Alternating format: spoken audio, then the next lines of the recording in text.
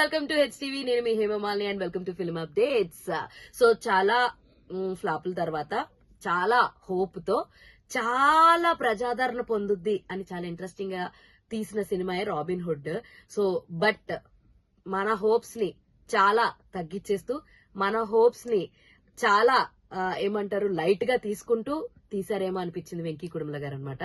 So ఇందులో రష్మిక గారు అందుకే వెళ్ళిపోయారేమో, స్కోప్ ఉండదు అని చెప్పేసి వెళ్ళిపోయిన తర్వాత శ్రీలీల గారిని ఫిట్టింగ్ చేశారు. But Sreeleela I don't know why you are choosing same characterization, same ఒక్కటే క్యారెక్టర్ మీరు అన్ని సినిమాల్లో ప్లే చేయాలి అంటే ఆల్మోస్ట్ మీ సినిమాలన్నిటిలో same rich heroine with dumb mindset అన్నది ఎక్కువగా కనిపిస్తుంది. ఒకసారి మీరు చెక్ చేసుకుంటే బాగుండు అనిపిస్తుంది. అండ్ ఈ సినిమాలో సర్ప్రైజింగ్ ఎలిమెంట్స్ అంటే మన రాజేంద్ర ప్రసాద్ గారు, వెన్నెల కిషోర్ గారు అని చెప్పొచ్చు అనమాట.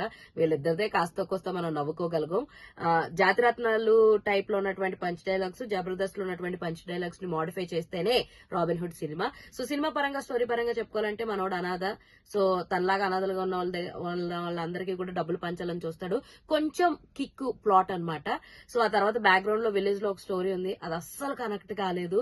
సో ఓవరాల్ గా సినిమా అయితే పర్లేదు, వన్ టైం వాచబుల్. మీరు కనుక మీ ఫ్యామిలీతో గానీ ఫ్రెండ్స్ తో గానీ కొంచెం బ్యాచ్ తో సరదాగా వెళ్దాము అంటే, మ్యాడ్ చూసేసాము, మ్యాడ్ స్క్వేర్ చూసేసాము, వెళ్దాం అనుకుంటే మాత్రం go and watch in your nearest theatres robin hood. ఇలాంటి ఇంట్రెస్టింగ్ అండ్ మోర్ వీడియోస్ కోసం చూస్తూనే ఉండండి హెచ్టీవీ.